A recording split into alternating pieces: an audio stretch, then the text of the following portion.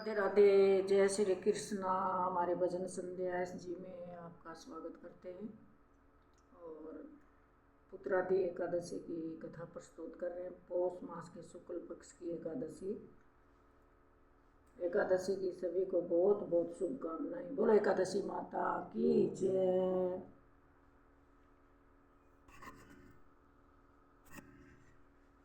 पौष मास के शुक्ल पक्ष की एकादशी का व्रत निसंतान को भी सुंदर प्रदान करने में समर्थ है।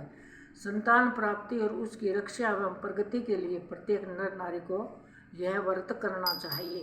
बोलो एकादशी माता की जय। आज सुदर्शन चक्रधारी भगवान विष्णु की भी पूजा की जाती है। भगवान श्री कृष्ण द्वारा अब तक कहे गए वृत्तांत को सुनने के बाद युधिष्ठिर ने आगे पूछा, हे गोविंद, अब कृपा करके बताइए कि पौष शुक्ला एकादशी का क्या नाम है और कैसे विधि है और कौन देवता की पूजा की जाती है। भगवान श्री कृष्ण ने उत्तर दिया, हे राजन, आपने बहुत अच्छा प्रश्न पूछा।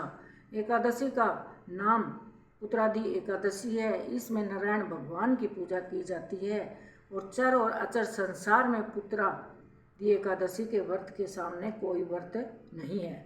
इसके पुण्य से मनुष्य तपस्वी, विद्वान, लक्ष्यवान भी होता है। इसकी कथा सुनता है और ध्यानपूर्वक करता है तो मोक्ष प्राप्ति भी होती है। बोलो एकादशी माता की जय। भद्रावती नगरी में सुकेतुमान नाम का एक राजा राज्य करता था। उसके पुत्र नहीं था। उसकी स्त्री का नाम सेवया था और संतानहीन होने के कारण सदैव चिंता में रहता था।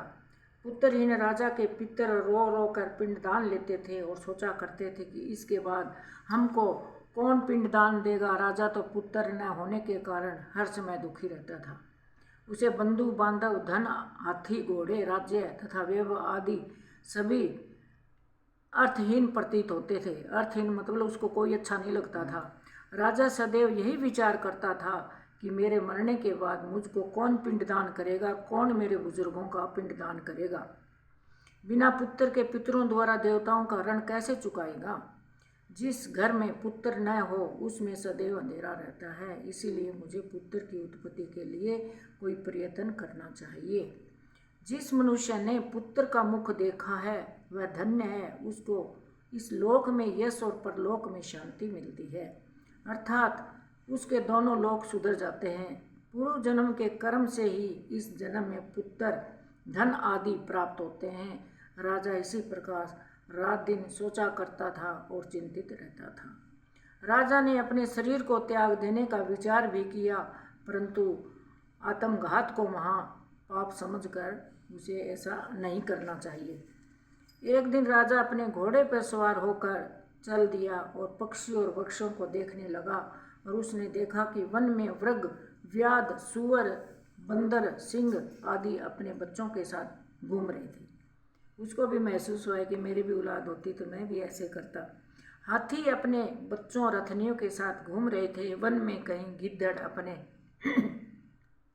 सवर में बोल रहे थे, कहीं उल्लू चीख रहे थे। वन के इस दृश्य को देखकर राजा ने अपने पुत्रहीन होने का दुख और अधिक पीड़ा देने लगा। इसी उदासी और सोच विचार से दोपहर हो गई और विचारने लगा,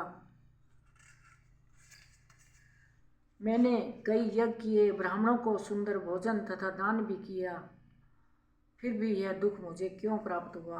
प्यास के मारे अत्यंत दुखी राजा पानी की तलाश में इधर उधर भटकने लगा। थोड़ी दूर पर राजा ने एक सरोवर देखा। उस सरोवर में कमल खिल रहे थे तथा सारस, हंस, मगरमच्छ आदि विरह कर रहे थे। सरोवर के चारों तरफ मुनियों का आश्रम था। उस समय राजा के दाहिने अंग फड़कने लगे। राजा शुभ शकुन समझकर घोड़े से उतरकर मुनियों को दंडवत करके प्रणाम किया और बैठ गया। राजा गोया कि भी यहाँ कुछ न कुछ तेरे को अच्छा होगा।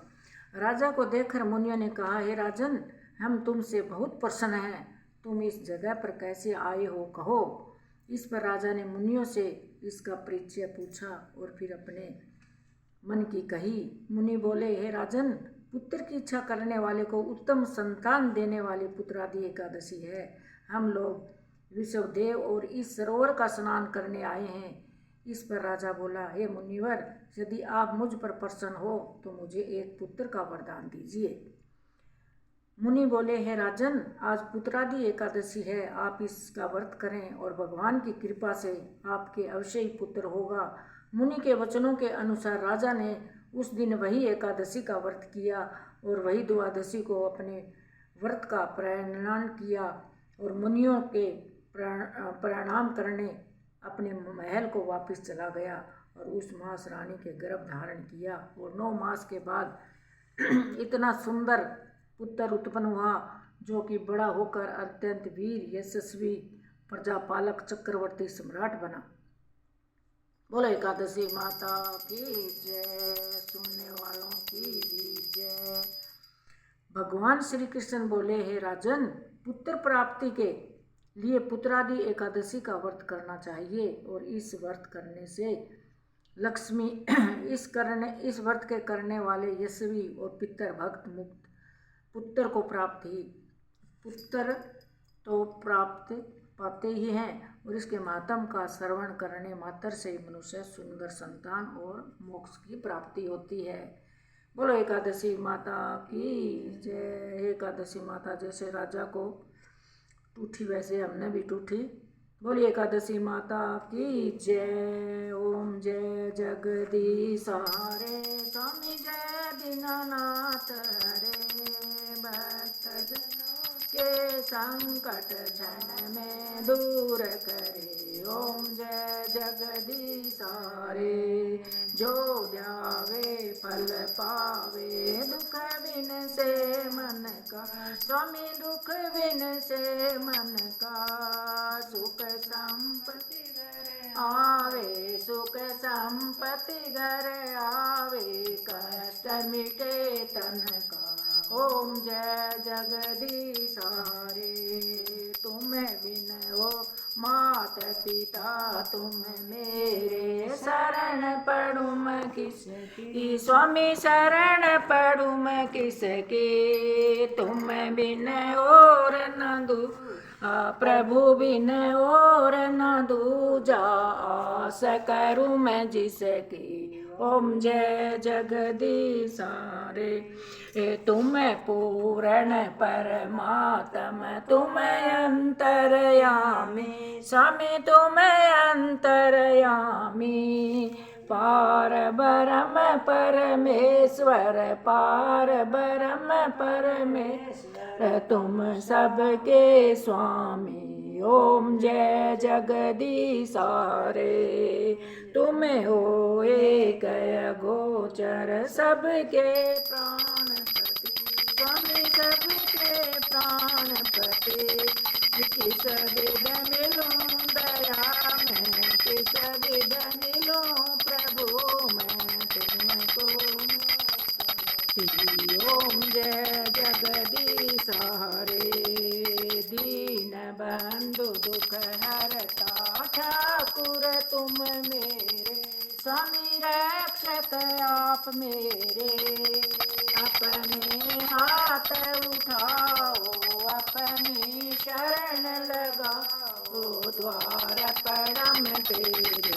ओम जय जगदीश हरे, तन मन धन सब कुछ है तेरा, स्वामी सब कुछ है तेरा, तेरा तुझको अर्पण, तेरा तुझको अर्पण, क्या लागे मेरा। ओम जय जगदीश,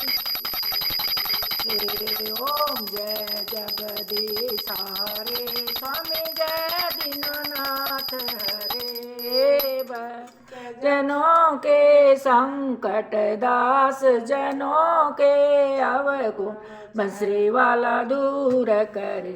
ओम जय जगदीश हरे, बोलो विष्णु भगवान की जय।